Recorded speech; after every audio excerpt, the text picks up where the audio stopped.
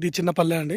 ఇది మనకి ఈ పల్లెలో ఈ విలేజ్‌కు ఇండ్లకు ఆనుకొని మనకు ఇది 2 ఎకరాల వరి పొలం అండి ఇది. ఇందులో ఒక బోర్ ఉంది మనకి.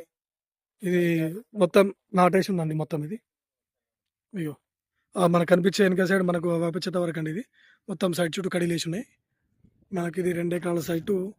ఇది మనకు ఇది మనకు 32,00,000కి ఎకరం చెప్తున్నాడండి ఇది. మంచి రెడ్ సాయిల్ భూమి అండి ఇది. మనకిది కోయడా మండల్‌కి దగ్గరలో ఉంటదండి. మన కోయడా మండలం నుంచి ఎగ్జాక్ట్‌లీ ఒక 4 కిలోమీటర్ల దూరంలో ఉంటదండి సైట్ ఇది. అదేవిధంగా ఈ గుట్ట నుంచి మనకు ఒక దారి ఉంటది.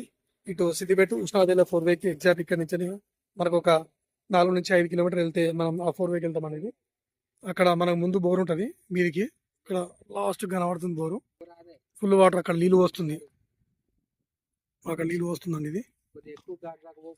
ఇది మనకు ఇది 32 లాక్స్ చెప్తున్నానండి ఇది. ఇది మండల్‌కు దగ్గరండి ఇది. మన కోయడా మండల్‌కి ఎగ్జాక్ట్‌లీ ఒక 4 కిలోమీటర్ల దూరంలో ఉంటదండి సైట్ ఇది. చుట్టూ మంచి పచ్చని పొలాలండి.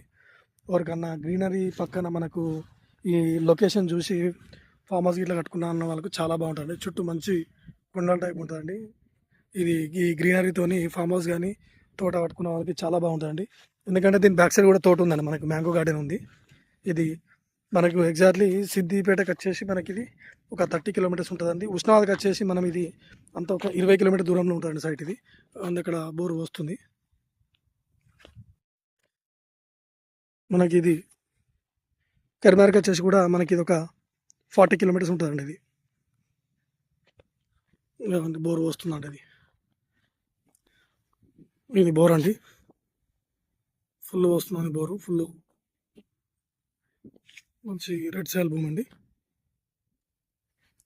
మంచి గ్రీనరీ అండి. చుట్టుపక్కల మొత్తం మంచి గుట్టలు, మంచి గ్రీనరీ ఉంటదండి ఇది.